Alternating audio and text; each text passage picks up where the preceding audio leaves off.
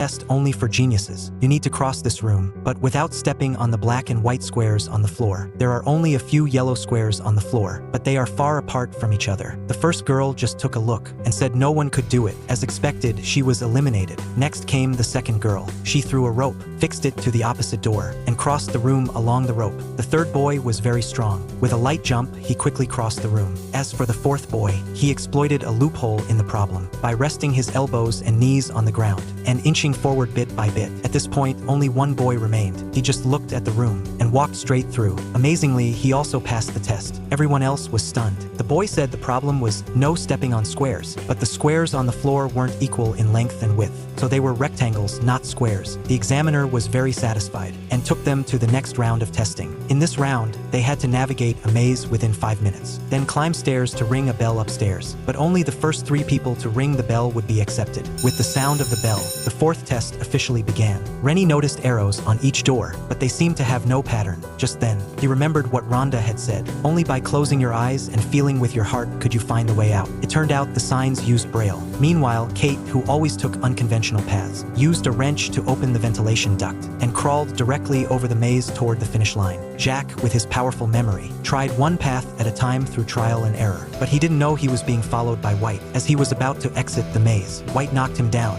and rushed up the stairs first. Rennie heard the commotion and came to check, but Jack urged Rennie to go quickly because only 15 seconds were left. But Rennie insisted on staying with Jack. In the end, only White rang the bell within the time limit. Although Kate arrived first, she refused to ring the bell alone. She wanted to wait for the others to ring it together. So the 3 of them stepped forward and rang the bell jointly. Then the teacher announced the test was over. White was ultimately eliminated. He couldn't understand why. He was clearly the first to ring the bell, but the teacher told him. The rule was the first 3 people to ring the bell, not the top 3 individuals. They later arrived at a genius academy. The teacher posed a problem to them. There are 3 switches on the wall, one of which controls the light in the upstairs classroom. If you can only go upstairs once, how can you determine which switch controls the light? Other students tried to answer first, but were silenced by the girl's glare. So the teacher asked the girl to answer. She gave a made-up answer seriously, but it was clearly wrong. Other students also tried to answer, but still no one got it right. Just then, Rennie raised his hand. He said to first press the first switch. Wait 10 minutes watching this video, then turn off the first switch, press the second switch, and run upstairs to check.